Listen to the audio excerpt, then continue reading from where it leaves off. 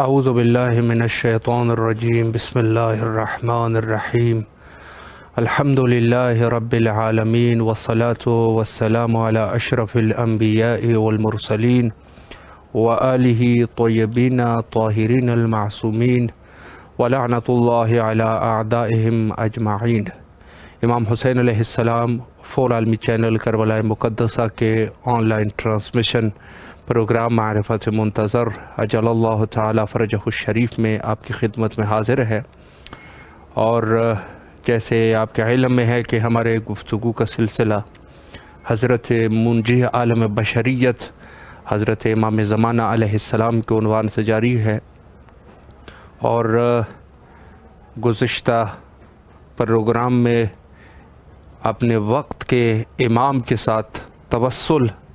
کرنے کے عنوان سے ہم گفتگو کر رہے تھے کہ توسل جو ہے وہ اپنے امام کے ساتھ ضروری ہے، اور اس دور میں سب سے مہم امر، سب سے ضروری چیز وہ اپنے وقت کے امام کے ساتھ توسل ہے، چونکہ ظہور امام زمانہ علیہ السلام ایک حقیقت ہے، اور ظاہر ہے کہ اس میں جو ہے جس کی قطعیت ہے، میں اسی قطعیت پر ایک حدیث آپ کی خدمت میں عرض کروں۔ البتہ یہ حدیث بھی پہلے بھی ہم پڑھ چکے ہیں۔ امام صادق علیہ السلام کا فرمان ہے، لو لم یبق من الدنیا الا یوم واحد لطول اللہ ذلک اليوم حتی یخرج قائمنا اہل البیت علیہم السلام۔ فرمایا کہ اگر ایک دن بھی رہ جائے، ایک دن رہ جائے، یعنی قیامت تک ایک دن کا بھی اگر فاصلہ ہو، تو اللہ سبحانہ و تعالی اس ایک دن کو اتنا طولانی کر دے گا، لطول اللہ ذالک اليوم، اللہ اس دن کو اتنا طولانی کر دے گا کہ حضرت قائم آل محمد علیہ السلام ظہور فرمائیں۔ یعنی اس کی قطعیت جو ہے وہ اس قدر واضح ہے، اور اس قدر اس کی قطعیت جو ہے وہ ثابت ہے حدیث کے اندر۔ اور میں آپ کی خدمت میں عرض کروں کہ ہمارے پاس یہ حدیث حضرت امام صادق علیہ السلام اور حضرت رسالت مآب علیہ السلام، اور یہ سب معصومین سے متواتر یہ حدیث ہمارے پاس موجود ہے، اور یہی حدیث جو ہے وہ سنن ابن ماجہ کے اندر بھی حضرت رسالت مآب صلی اللہ علیہ وآلہ سے نقل کر کے ان کے پاس بھی موجود ہے کہ اگر ایک دن بھی رہ جائے تو اللہ اس دن کو اتنا طولانی کر دے گا کہ حضرت امام زمانہ علیہ السلام، امام مہدی علیہ السلام تشریف لے آئے۔ تو یہاں جو ہے وہ بات، یہ حدیث میں نے تبرکاً ابتدا میں ذکر کر دی، اور اصل جو سلسلہ ہے، یعنی اہمیت اس قدر ہے کہ اگر ایک دن، یعنی یہ حدیث، اصل فائدہ اس حدیث سے یہ مل رہا ہے کہ اصل میں یہ قطعیت ہے، یعنی خود امام زمانہ علیہ السلام کی تشریف آوری یہ قطعی ہے، یعنی چاہے جتنا بھی طولانی ہو جائے، جتنا بھی طولانی ہو جائے، اور حتیٰ ایک دن بھی اگر قیامت میں رہ جائے تو حضرت امام زمانہ علیہ السلام اس دن کو اللہ طولانی کر دے گا تاکہ ہمارے امام جو ہے وہ تشریف لے آئے۔ تو یہ ایک ظہور جو ہے اور امام زمانہ علیہ السلام کا وجود، یہ سب کے سب چیزیں اسی حدیث کے اندر جو ہے وہ واضح ہے، اور جیسے عرض کر چکے ہیں کہ یہ حدیث فقط ہمارے پاس نہیں بلکہ دوسری طرف جو ہے وہاں کی کتابوں میں بھی یہ موجود ہے، اور متواتر طریقے سے یہ حدیث، البتہ تھوڑے بہت عبارات کا فرق ہے، لیکن یہ ہے کہ یہ چیز اس میں واضح ہے کہ اس دن کو اللہ طولانی کر دے گا، یعنی حتیٰ اگر ایک دن بھی رہ جائے تو اللہ اس دن کو اتنا طولانی کر دے گا کہ خلیفۃ اللہ حضرت امام عصر علیہ السلام ظہور فرمائے۔ تو یہ یہاں پر جو ہے وہ قطعیت ہے، اور جہاں تک ہماری گفتگو کا سلسلہ ہے تو وہ ہے اپنے وقت کے امام کے ساتھ توسل کرنا۔ اب ظہور کا وقت جو ہے وہ معین نہیں ہے، کسی حدیث میں، کسی روایت میں، کسی پیشنگوئی میں، البتہ وہ پیشنگوئیاں جو کہ معصوم کی پیشنگوئیاں ہوتی ہیں، یعنی خود معصومین علیہ السلام کی پیشنگوئیاں جو ان کے اصحاب نے ان سے نقل کی ہو، اس قسم کی کوئی پیشنگوئی موجود نہیں ہے، کسی قسم کی پیشنگوئی موجود نہیں ہے ہمارے پاس کہ امام جو ہے وہ کب ظہور فرمائیں گے۔ ہاں یہ ایک چیز ہے کہ کچھ علامات ذکر کیے گئے ہیں اور علامات کی تعداد بھی ہزاروں میں ہے، یعنی میں یہ عرض کر رہا ہوں اگر ہزار میں بھی نہ ہو تو سینکڑوں میں تو ہے، کیونکہ بہت زیادہ تعداد جو ہے وہ بیان کی گئی ہے اور معصومین سے وہ روایات نقل ہے کہ مثلا ایسے علامات ہوں گے، یہ علامات ہوں گے، یہ علامات ہوں گے، اور اس میں سے ایک حدیث جو ہے جس میں مشہور حدیث ہے، فرمایا کہ 5 علامات جو ہے وہ اس کی وہ قطعی ہے، وہ ضرور وہ آئیں گے، یعنی اس میں سفیانی کا خروج ہے اور آسمانی ندا یعنی وہ جو کہ ایک آسمانی آواز ہوگی، اور اس کے علاوہ جو ہے خود زمین کا شک ہو جانا یعنی مکے کے پاس جو ہے زمین کا شک ہو جانا، اس قسم کی بعض ایسے ہیں کہ علماء نے فرمایا کہ یہ حدیث جو ہے یہ 5 علامات کا آنا یہ ضروری ہے۔ بہرحال وہ بھی اپنی جگہ پہ، لیکن اس کے علاوہ بہت سارے اور بھی علامات ذکر کیے گئے ہیں، صرف امام کے ظہور کا وقت جو ہے وہ معین نہیں کیا گیا۔ فرمایا کہ امام زمان علیہ السلام کے ظہور کا وقت معین نہیں ہے، آخر میں یہی لکھا گیا کہ علماء نے فرمایا کہ اس کا وقت معین نہیں ہے، اور روایات میں حتیٰ یہ بھی ملا کہ اگر کوئی جو ہے وہ حتیٰ سلسلہ جو ہے یعنی ایک طریقے سے یہ ہے کہ اس میں جو وقت کی جو معین نہیں کیا گیا ہے، اس کے بہت سارے اسرار اور بہت سارے رموز اور بہت سارے مقاصد بھی علماء نے ساتھ میں بیان فرمائے، اور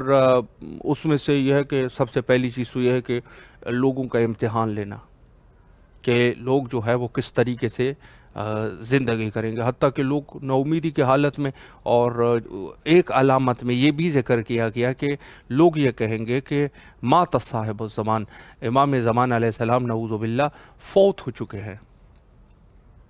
چکے ہیں، اور بعض جو ہے وہ کہیں گے کہ اصل میں ان کا کوئی وجود ہی نہیں ہے، یہ ایک داستان ہے۔ روایات میں یہ ملتا ہے کہ اس وقت جب لوگ کہہ دیں گے کہ امام فوت ہو چکے ہیں، امام کسی صحرا میں رہ چکے ہیں،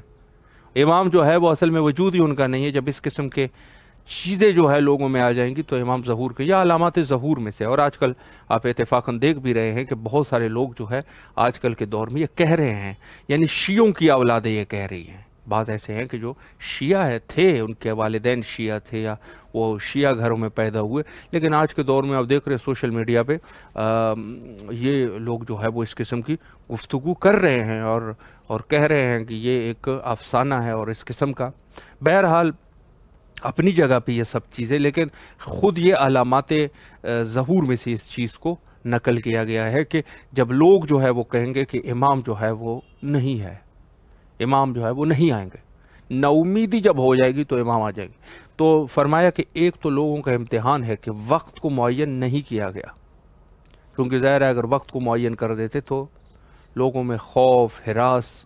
اور یہ چیزیں جو ہے وہ ہو جاتی، لیکن جب وقت معین نہیں ہے تو پھر لوگ جو ہے وہ آزاد ہے، لوگوں کی مکمل آزادی ہے۔ تو ایک چیز تو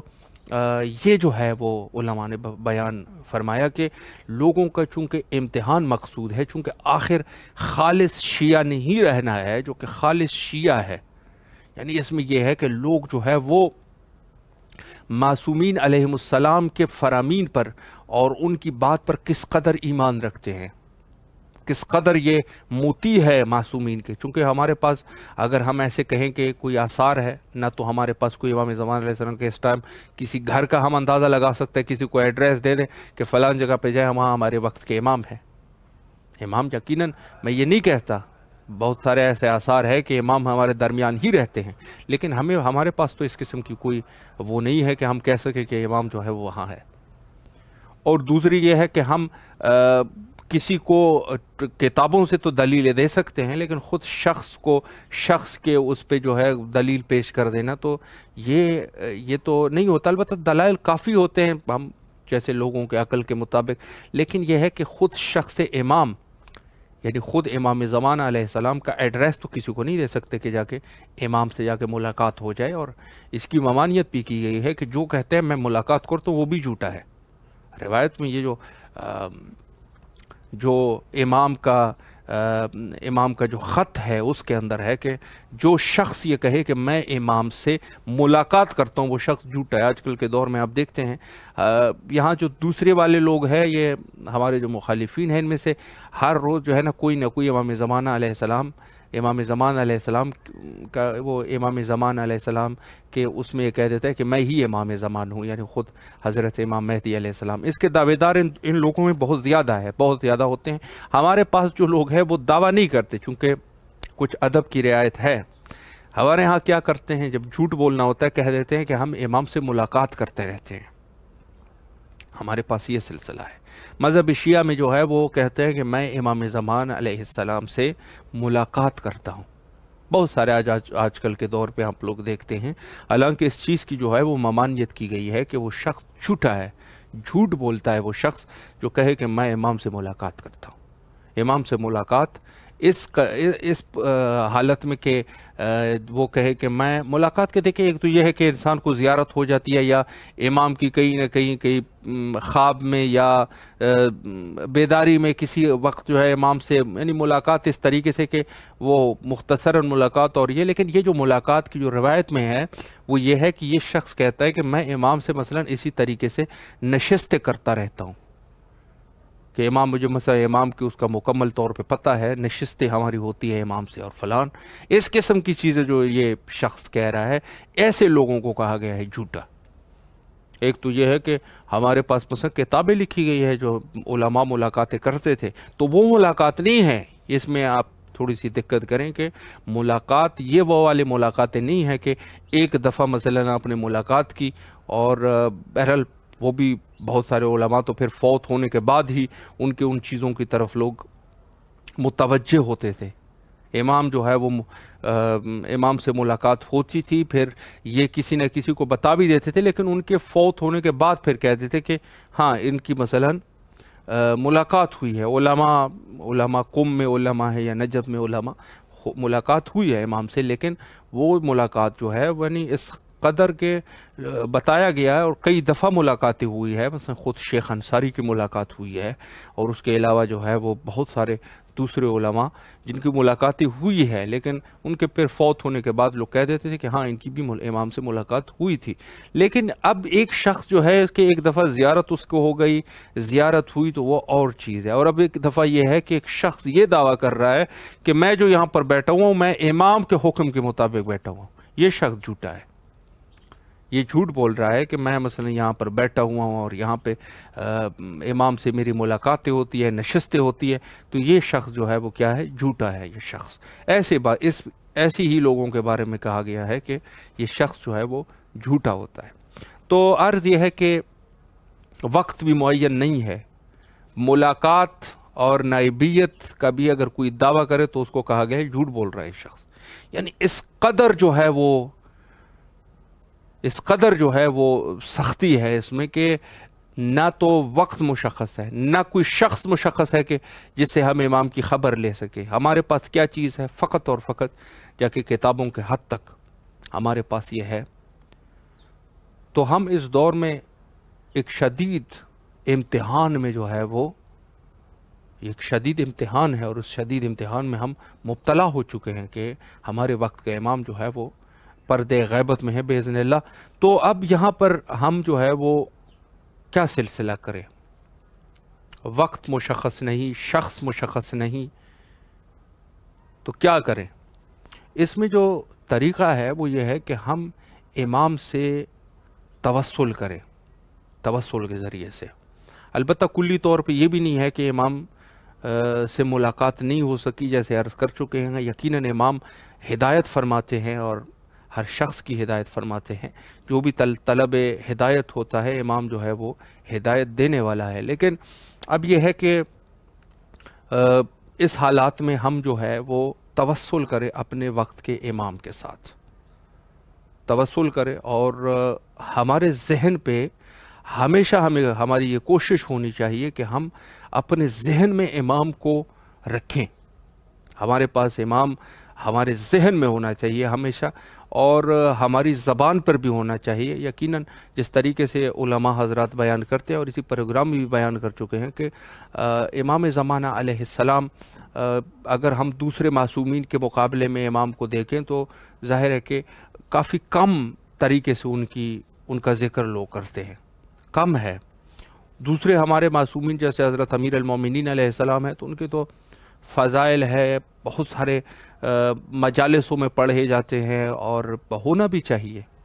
مجلس امام حسین علیہ السلام میں اگر فضائل امیر المومنین علیہ السلام نہ ہو تو یقیناً مجلس جو ہے وہ مجلس نہیں ہوتی، یقیناً ضروری ہے۔ اور یہ ہے کہ ان سب کے ائمہ کے لیے اس فضیلت کو بھی یہ بھی ہونا چاہیے کہ ان سب کی امامت جو ہے نا وہ حضرت امیر المومنین علیہ السلام سے ہم ثابت کرتے ہیں۔ یعنی ہمارے امامت کا جو 12 کے 12 امام ہیں، ان کی امامت کا اسی وجہ سے تو ابو الائمہ کہتے ہیں۔ ابو الائمہ کی امامت سے ہم ان سب کی امامت جو ہے وہ ثابت کرتے ہیں کہ ہمارے پاس مثلا حضرت امیر المومنین علیہ السلام کی امامت یہ پہلے امام ہے، وہاں سے جو ہے وہ جریان غدیر اور دوسرے۔ تو خود فضائل امیر المومنین علیہ السلام یہ ضروری ہے، اگر یہ نہیں کریں گے تو باقی کبھی کچھ نہیں ہو سکتا۔ یعنی حضرت امیر المومنین علیہ السلام کے فضائل اور ان کے حق کا دفاع کرنا گویا کہ ان سب کے حق کا دفاع کرنا ہے، یہ تو ضروری ہے۔ مجالس حضرت سید الشہداء علیہ السلام میں بعض لوگ جو ہے وہ فضائل کو چھوڑ کے دوسری چیزوں کی طرف پڑھ جاتے ہیں۔ بعض تو اب بات ذہن میں آ گئی تو یہ بھی بہرحال عرض کر دوں آپ کی خدمت میں، بعض لوگوں کا یہ کہنا ہے کہ ہم جو ہے وہ مسائل بیان کر دیں، فقہی مسائل کو بیان کرنا شروع کر دیتے ہیں، اخلاقیات کو بیان کرنا شروع کر دیتے ہیں۔ وہ کیا کہہ رہے ہیں؟ وہ کہہ رہے ہیں کہ فضائل حضرت امیر المومنین علیہ السلام لوگوں نے بہت سن لیے، اب جو ہے وہ آ کے ان کو ایک نئے سرے سے یہ کام، یہ بالکل جو ہے وہ اس فکر کی ممانعت ہے۔ یہ فکر جو ہے وہ غلط فکر ہے۔ آپ کے پاس الحمدللہ دوسرے محفلیں ہیں، دوسری جگہیں ہیں، اب ہمارے پاس مدارس موجود ہے، ہمارے پاس دوسرے ادارے موجود ہیں، مساجد موجود ہے، بہت ساری چیزیں موجود ہیں۔ سارا سال ہم جو ہے وہ نمازیں الحمدللہ پڑھتے ہیں، تو اسی میں ہی ان چیزوں کو زیادہ سے زیادہ بیان کیا جائے۔ جو مجلس امام حسین علیہ السلام ہے، جو مخصوص ایام ہے، اس میں تو فضائل حضرت امیر المومنین علیہ السلام ضروری ہے۔ لوگوں نے جو ہے وہ مجالس میں یعنی ان چیزوں کو جو مساجد والی گفتگو ہے وہ ان کو جا کے ان خاص دنوں میں لے آئے، تو یہ سلسلہ جو ہے وہ نہیں ہے۔ اور ہمارے پاس ابتدا سے ہمارے بزرگان کا بھی یہ سلسلہ رہا، اور ہمارے پاک و ہند میں جو علماء، جو بڑے علماء تھے، ایسے علماء جو کہ آج کل کے دور میں یہ جو علماء آپ دیکھ رہے ہیں یہ تو ان کی شاگردی کے لائق بھی نہیں ہے، ایسے علماء۔ تو وہ جو ہے وہ علماء، ان کی روش یہ تھی کہ وہ سب سے پہلے حضرت امیر المومنین علیہ السلام کے فضائل پڑھا کرتے تھے اور آخر میں ذکر مصیبت، یہ طریقہ تھا۔ تو ہمیں اپنے بزرگان پہ فخر ہے، اور ہمارے پاک اور ہند میں الحمدللہ ایسے علماء جو کہ جس کا جو ہے آپ آج کے دور میں تو تصور بھی نہیں کر سکتے، اس قسم کے علماء تھے، صاحب تقویٰ تھے، صاحب علم تھے، ہر چیز ان کے پاس موجود تھی،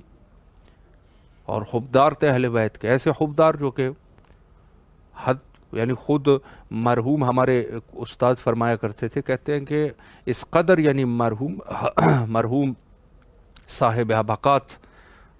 عبقات مرحوم میر حامد موسوی صاحب، موسوی نشاپوری صاحب عبقات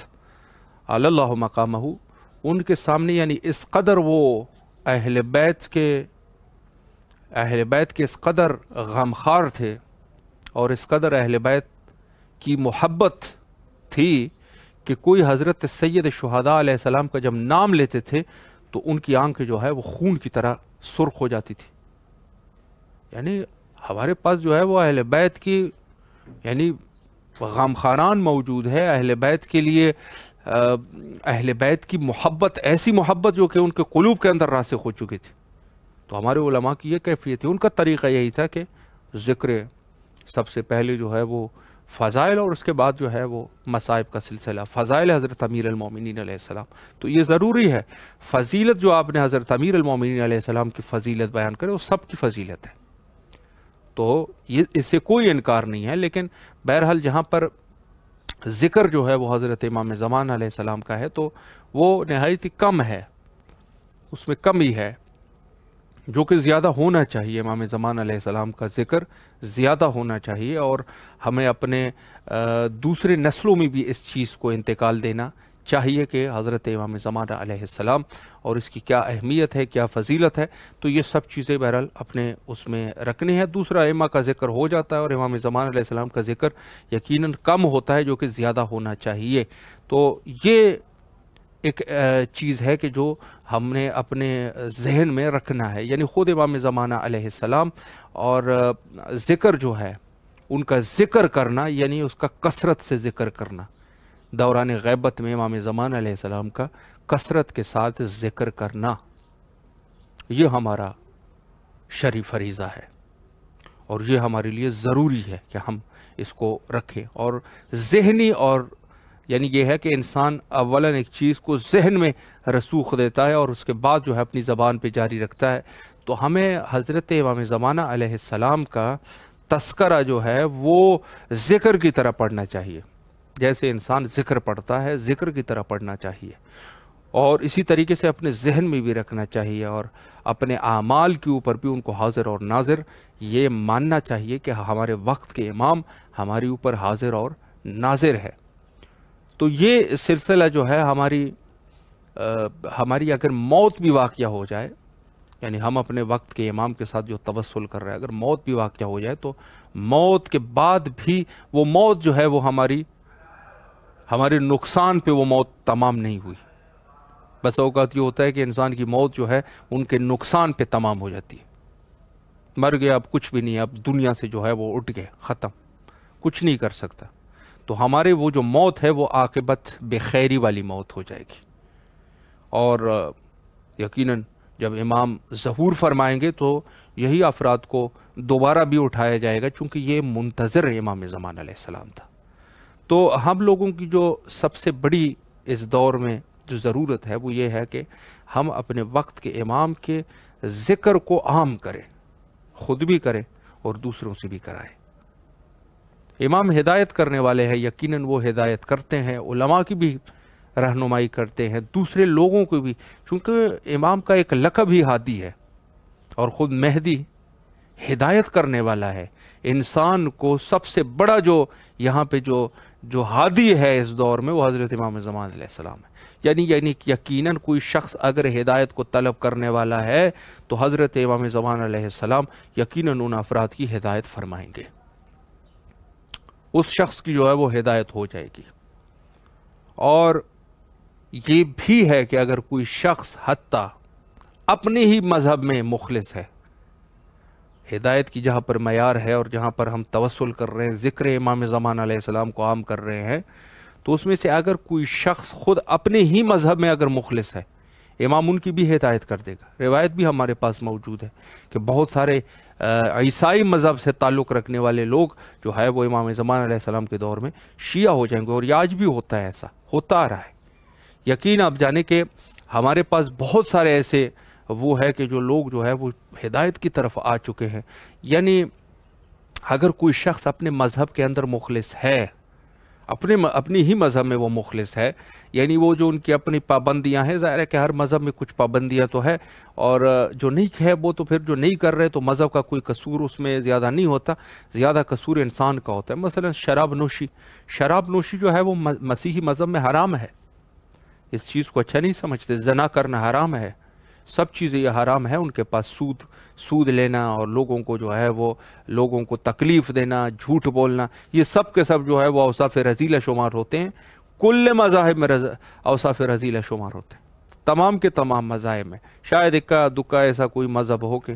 جو دین ہو کہ جو ان لوگوں نے ایسا بنایا ہو، لیکن اصل جو ان لوگوں کے بزرگان ہیں، انہوں نے یقیناً سب جو آسمانی کتب تھے ان کا مطالعہ کر کے ایک دین بنا چکے ہیں۔ جیسے آپ دیکھ رہے ہیں بودائی مذہب کوئی آسمانی مذہب تو نہیں ہے، چونکہ بودا آئے ہیں تو بودا حضرت رسالت مآب صلی اللہ علیہ وآلہ کے بعد آئے ہیں، تو احتمال بھی نہیں ہے کہ وہ کوئی پیغمبر یا نبی ہوں گے، کیونکہ اگر کوئی ان کا جو ہے وہ پیغمبر اور نبی ہونے کا تصور بھی کرے تو وہ کافر ہے، چونکہ ہمارے پاس عقیدہ ختم نبوت موجود ہے۔ عقیدہ ختم نبوت ضروری اور ضروریات دین میں سے اگر کوئی نہ کرے تو وہ کافر ہے۔ جیسے آج کل کے دور میں ہم بہت سارے ایسے فرقے ہیں جو کہ اس چیز کے قائل نہیں ہیں، تو ہم ان لوگوں کو کافر سمجھتے ہیں اور ان کی ہمارے پاس کوئی بھی ویلیو نہیں ہے، آپ چاہے جو بھی ہے ان کے نام لینا کیا، لیکن ہم جو ہے جو بھی عقیدہ ختم نبوت کا منکر ہے، ہم اس شخص کو مسلمان ہی نہیں سمجھتے، وہ کافر ہے، اس کے کفر میں کوئی شک نہیں۔ تو یہ ہے کہ ادیان میں جو ہوتا ہے، ادیان میں اشتراکات یقیناً ہے، اور وہ یہی اشتراکات ہے جو ہمارے پاس، یعنی دیکھیں اسلام جو ہے وہ اسلام ایک ایسا دین ہے کہ اللہ سبحانہ و تعالیٰ نے کچھ احکام جو ہے وہ جو ماسبق ادیان جو تھے ان کے احکام بھی اس میں شامل کر دیے ہیں، جیسے نکاح پہلے سے ہی موجود تھا، آج بھی اس کی تائید ہے کہ بھئی نکاح جو ہے وہ آپ پڑھیں، اور اس کے علاوہ جیسے حج پہلے والے ادیان میں بھی موجود تھا، حضرت ابراہیم علیہ السلام کے دور سے یہ سلسلہ، اور پھر اس سے پہلے بھی تھا، اس سے پہلے دور میں بھی یہ سلسلہ تھا، خانہ کعبہ کا وجود اور یہ سارا کچھ، تو حج کا سلسلہ تھا۔ اسلام نے بھی اس کی تائید کر دی کہ حج پہ جایا کریں، تو حج پہ جا رہے ہیں۔ اسی طریقے سے باقی احکام جو ہے، نماز ہے، نمازی بھی ہوا کرتی تھی اس زمانے میں، اور نمازوں کا صرف اس میں وہ احکام میں تھوڑا بہت فرق تو ہے، لیکن اصل چیز جو ہے وہ باقی ہے، روزہ ہے۔ مطلب اس زمانوں میں روزے بہت زیادہ ہوا کرتے تھے، آج کل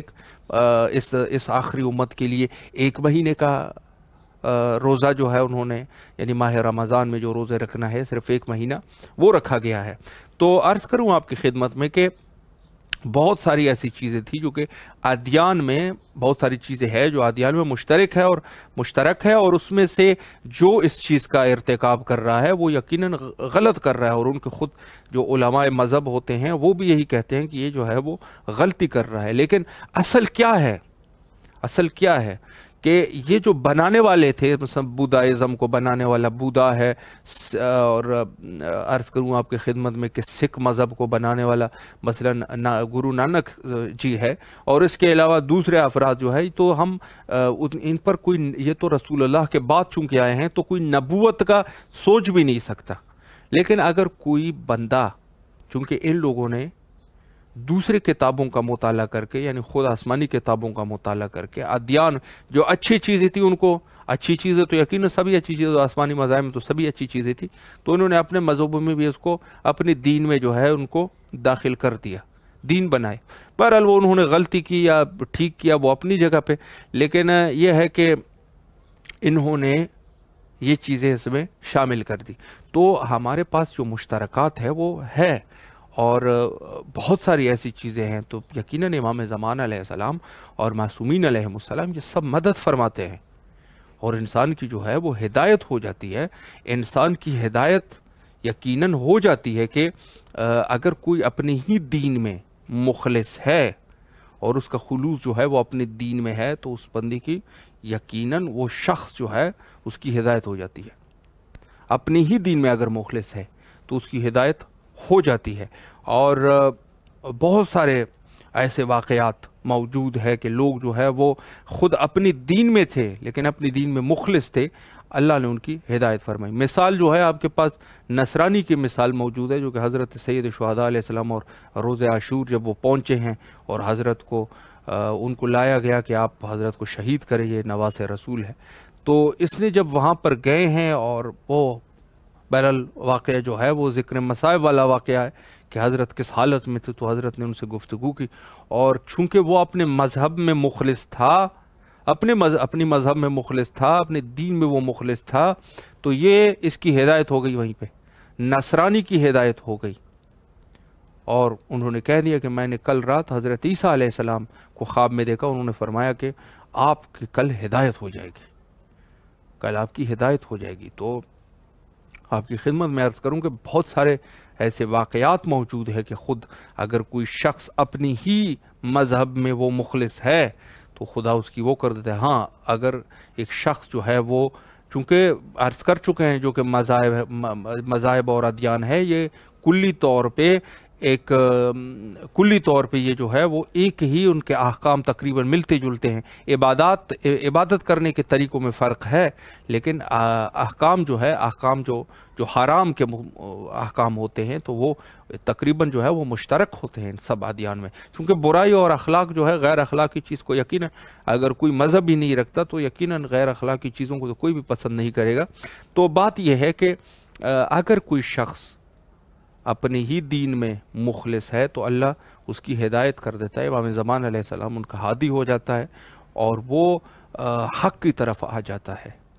اس کی حق کی طرف ہے. اور یہ سلسلہ جو ہے روایت میں بھی ہے کہ جب حضرت عیسیٰ علیہ السلام یعنی ظہور امام زمان علیہ السلام کے بعد جب عیسائیوں سے حضرت عیسیٰ علیہ السلام مخاطب ہوں گے اور ان کو کہیں گے کہ اے عیسائیوں، میں حضرت عیسیٰ ابن مریم علیہ السلام ہوں، اور میرے اس دور میں جو حق پر ہے، جو حق کا امام ہے، جو میرا اور تمہارا امام ہے، وہ حضرت امام مہدی علیہ السلام ہے. تو یہ لوگ جو ہے وہ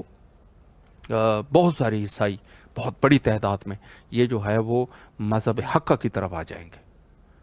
تو وہ دین اسلام میں جو ہے وہ آ جائیں گے. تو بات یہ ہے کہ اگر کوئی شخص جو ہے وہ پاک اور پاکیزہ ہے، پاکیزگی بہت ضروری چیز ہے، بہت ضروری چیز ہے. پاکی اور پاکیزگی، اپنے خود کو پاک اور پاکیزہ رکھنا، یہ بہت ضروری ہے،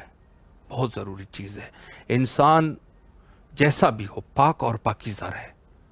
پاکی اور پاکیزگی یہ بہت ضروری چیز ہے. تو اگر انسان پاک ہے، پاکیزہ ہے، تو اللہ اس کی ہدایت کر دیتا ہے، خدا اس کی ہدایت کر دیتا ہے. اور اس چیز میں جو ہے کوئی شبہ نہیں ہے، کیونکہ وہ جو وہاں پہ حدیث قدسی میں جو حضرت موسیٰ علیہ السلام جب اللہ سے سوال کرتا ہے کہ حکمت جو ہے وہ کب حاصل ہوتی ہے، تو انہوں نے کہا دو چیزوں سے. اللہ نے فرمایا دو چیزوں سے، ایک زبان کے اوپر کنٹرول کرنا اور ایک پیٹ کے اوپر کنٹرول کرنا. یعنی پیٹ میں کوئی حرام خدا نخواستہ نہ چلا جائے اور زبان سے لغویات نہ بکے. لوگوں کو آپ نے دیکھا ہوگا کہ عجیب و غریب قسم کے لغویات بکتے رہتے ہیں اور ہمیشہ ہی ان کا یہ سلسلہ ہوتا ہے. کوئی کام کی بات ان کی زبان سے، یہ سب بے حیائیاں ہیں. ان چیزوں سے جو ہے یہ زبان کو غلط طریقے سے استعمال کرنا، یہ جو ہے وہ صحیح نہیں ہوتا. تو بات یہ ہے کہ ان دونوں چیزوں پر اللہ جو ہے وہ حکمت دے دیتا ہے. اب اس میں انہوں نے یہ نہیں فرمایا کہ ایک وجہ اس کی یہ بھی ہے کہ انسان مسلمان ہو. مسلمان کی کوئی شرط ہی نہیں ہے، مسلمان کی کوئی شرط ہی نہیں ہے. ہم تو مذہب شیعہ والے ہیں، ہمارا تو آزادانہ خیال ہوتے ہیں. وہ دوسرے لوگ ہوتے ہیں جو کبھی کہتے ہیں کہ اگر کوئی مثلا سنی نہیں ہوگا تو اس کو قرآن حفظ نہیں ہوتا، اور کوئی سنی نہیں ہوگا تو وہ یہ نہیں کر سکتا. کوئی یعنی وہ کہتے ہیں اللہ کی سب کے سب رحمات جو ہے وہ سنیوں کے اوپر ہے، اور باقی لوگوں کے اوپر تو اللہ کے کوئی رحمت ہی نہیں نازل ہو سکتی. یہ سب کے سب رحمات ان کے اوپر. تو وہ تو اپنے ذہن میں جو ہے وہ ان کا ذہن تو بہرحال پتہ ہے، لیکن ہم لوگ تو صاف اور جو ہے نا آزادانہ خیال رکھنے والے ہیں. ہم کہتے ہیں اللہ حکمت جو ہے اس کو دیتا ہے جو حکمت کا طالب ہوتا ہے. کوئی اس میں شک نہیں ہے. اللہ کسی کی اس کو برباد نہیں کرتا، اللہ کسی کی محنت کو برباد نہیں کرتا. جو بھی حکمت کا اور علم کی طرف رجوع کرے گا اللہ اس کو دے دیتا ہے. اللہ کی ذات یہ ہے، اللہ کی رحمت یہ ہے، اللہ کی قدرت یہ ہے. اللہ جو ہے وہ کسی کو بھی کسی کی محنت کو ضائع نہیں کرتا. اور آپ کی خدمت میں عرض کروں کہ جیسے میں نے کہا کہ حدیث قدسی میں جو حضرت موسیٰ علیہ السلام ہے کہ وہ ہے جب اللہ سے گفتگو کر رہے ہیں تو اللہ نے کہا کہ شخص کو حکمت حاصل ہوتی ہے، علم حاصل ہو جاتا ہے کہ جو زبان اور پیٹ کے اوپر کنٹرول رکھے. تو بات یہ ہے، میں یہاں اس وجہ سے یہ کہہ رہا تھا کہ انسان کے اندر پاکیزگی ہونی چاہیے، انسان پاک اور پاکیزہ ہونا چاہیے. پاکی اور پاکیزگی جس وجود کے اندر ہے اللہ جو ہے اس کی ہدایت کر دیتا ہے. تو یہی سلسلہ ہے کہ اگر میں نے عرض کیا کہ جیسے دوسرے مذاہب والے ہیں اگر وہ پاک اور پاکیزہ رہیں تو اللہ ان کی محنت کو برباد نہیں کرتا. تو چجائی کہ ہم لوگ جو ہے اگر ہم لوگ اپنے اس میں مخلص ہے، چونکہ ہم تو اہل حق ہیں، اور اہل حق جو ہے اگر ہم اپنے اس میں مخلص ہو جائے، اپنے وجود کی پاکیزگی کریں، تو ہم کہاں سے کہاں تک پہنچ جائیں. تو سب سے بڑی چیز یہ ہے کہ انسان کی وجود کی پاکیزگی، وجود کی پاکی یہ ضروری ہے. اور انسان جب تک ان چیزوں میں اپنے آپ کو خراب نہیں کرے گا تو یقیناً اللہ کی خاص رحمت اس کے اوپر ہوتی ہے۔ اور توسل امام میں بھی یہی چیز ہے کہ جب ہم توسل کرتے ہیں تو توسل گنہگار ہاتھوں سے توسل نہ کریں۔ یہ جیسے وہ توبے والے کے بارے میں فرماتے ہیں کہ اگر ایک شخص جو ہے وہ توبہ کرے، ایک شخص توبہ کر لیتا ہے اور پھر توبے کے بعد دوبارہ جو ہے گناہ کرتا ہے، تو معصوم نے فرمایا کہ یہ شخص جو ہے اپنا مذاق اڑا رہے ہیں، اور اللہ کا بھی نعوذ باللہ مذاق اڑا رہا ہے، چونکہ نہ تو یہ خود اپنے جو اس نے زبان جو دی ہے، اللہ کو ایک زبان دینا ہوتا ہے نا، زبان ہے، اپنے بھی اس نے وہ خراب کر دیا، اور دوسری جو ہے اس نے اللہ کی بھی وہ حرمت جو ہے وہ اس کو انہوں نے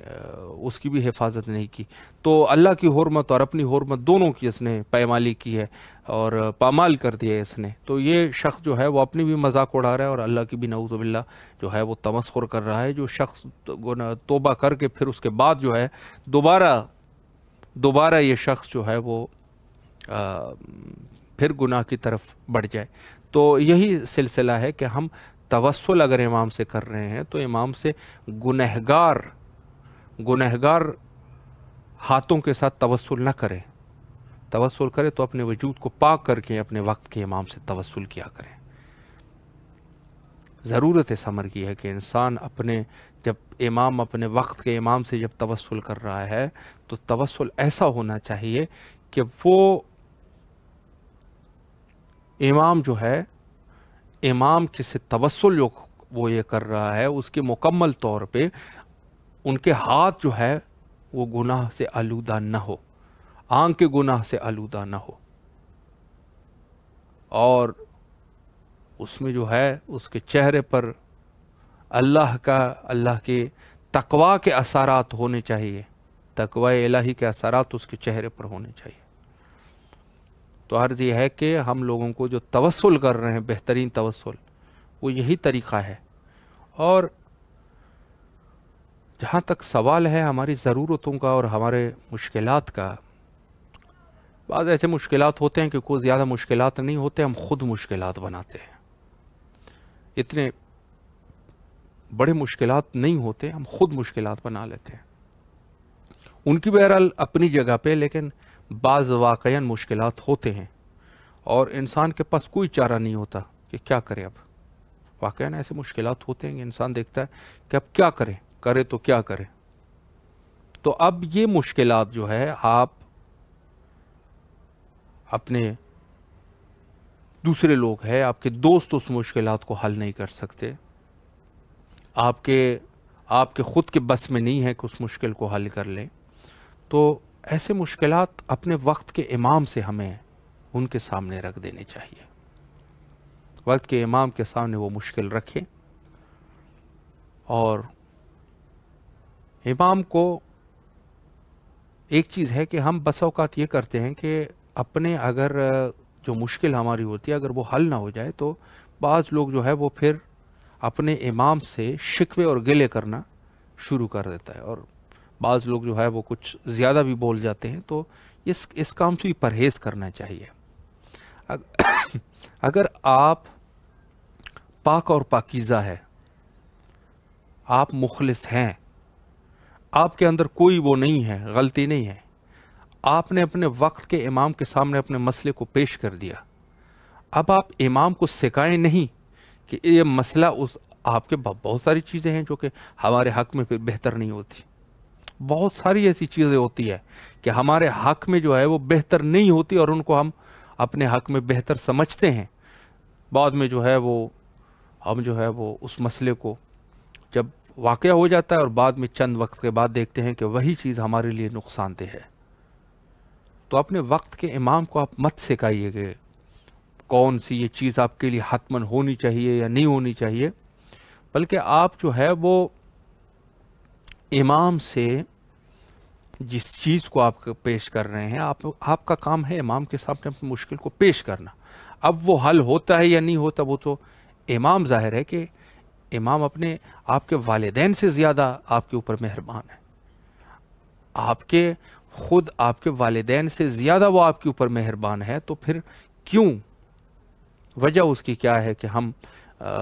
وقت کے امام حضرت امام زمانہ علیہ السلام، ان کو جو ہے وہ ان سے گلے شکوے کرے. یقیناً ان کے پاس علم ہے، اللہ کی طرف سے جو علم ہے، ان کو ہر چیز کا پتہ ہے کہ آپ کے لیے یہ چیز اچھی ہے یا آپ کے لیے یہ چیز بری ہے. اچھائی اور برائی کی تمیز امام کو ہے، تو وہ آپ کے لیے اگر اچھی نہیں ہوگی تو آپ کی وہ دعا جو ہے وہ قبول بھی نہیں ہوگی، اور اگر اچھی ہوگی تو یقیناً وہ قبول ہو جائے گی. تو ہمیں اپنے وقت کے امام سے جو طریقہ ہے، انسان جو ہے وہ کوشش کرے کہ اس قسم کی مواقع پر جو چیزیں ہیں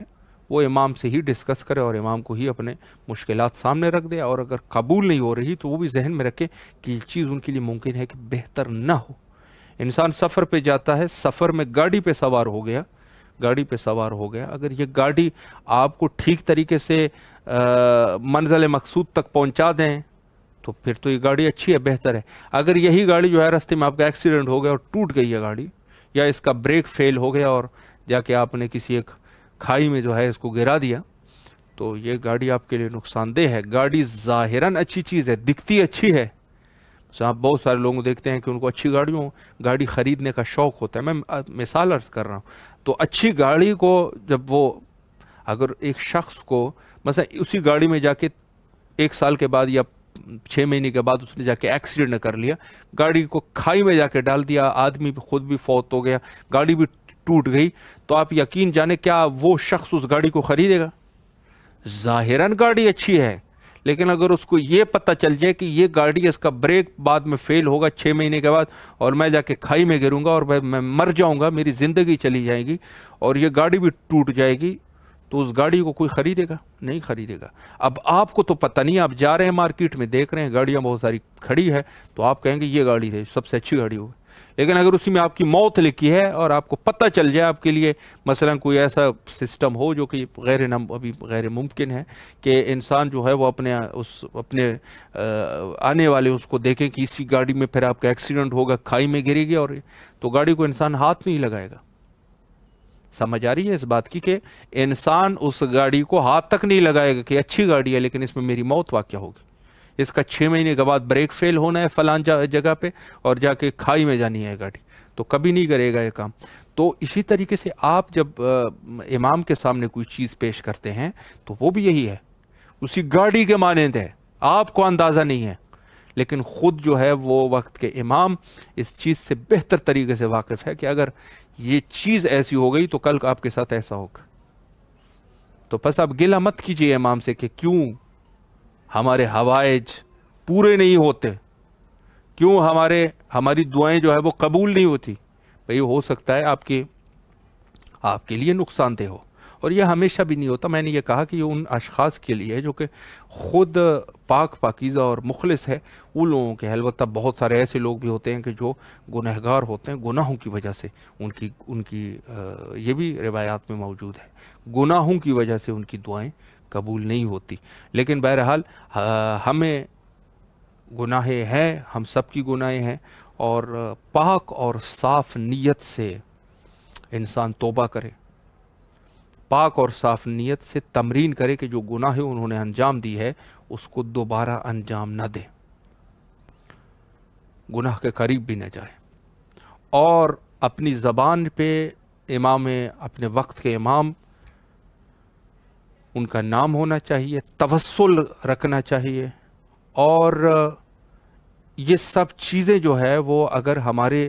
ذہن میں ہوں گی اور ہم لوگ ان چیزوں پر دقت کریں گے تو انشاءاللہ العزیز عاقبت بخیری ہے ان چیزوں میں، اور ہم انشاءاللہ العزیز عاقبت بخیر ہو جائیں گے. اور اگر موت بھی آ جائے تو وہ موت بھی کوئی ہمارے نقصان پہ ختم نہیں ہوئی، اور انشاءاللہ العزیز جب امام ظہور کریں گے تو دوبارہ بھی انشاءاللہ ہم اپنے وقت کے امام کے ساتھ ہوں گے اور اپنے وقت کے امام کے دفاع میں ہوں گے. بس ایک چیز جو نہایت ہی ضروری ہے اور نہایت ہی لازمی ہے وہ یہ ہے کہ ہم امام کو ہمارا کوئی بس تو نہیں ہے، لیکن کم از کم جو ہے وہ امام کے ظہور کے لیے دعا کر سکتے ہیں، اور آخر میں وہی دعا کرتے ہیں جو ہمیشہ میں کرنی چاہیے، اللہم عجل لولیک الفرج.